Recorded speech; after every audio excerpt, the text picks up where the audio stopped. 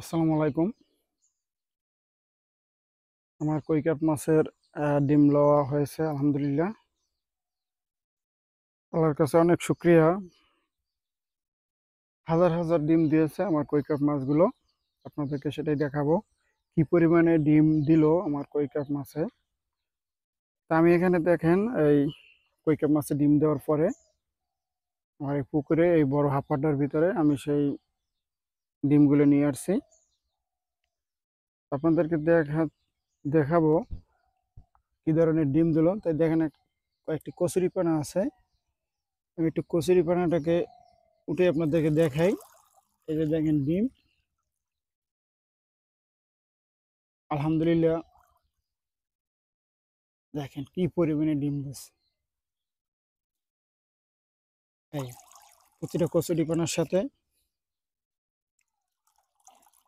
অনেকগুলি ডিম। পাশাপাশি পাশাপাশি আমার যে নেট আছে, এই নেটের সাথেও কিন্তু এই যে দেখেন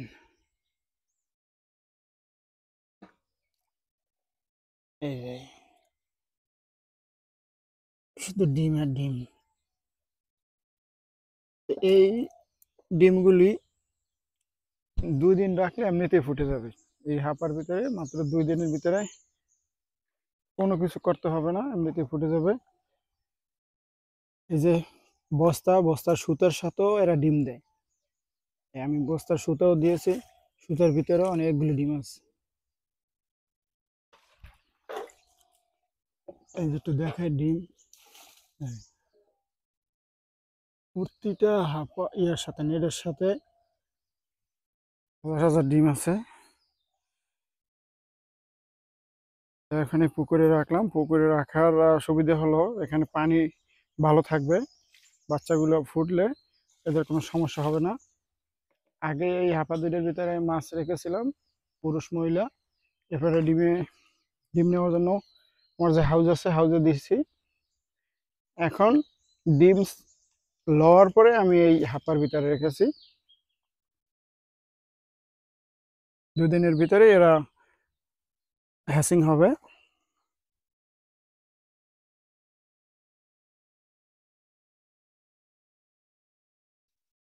তো আজকের ভিডিওটি এখানে শেষ করলাম।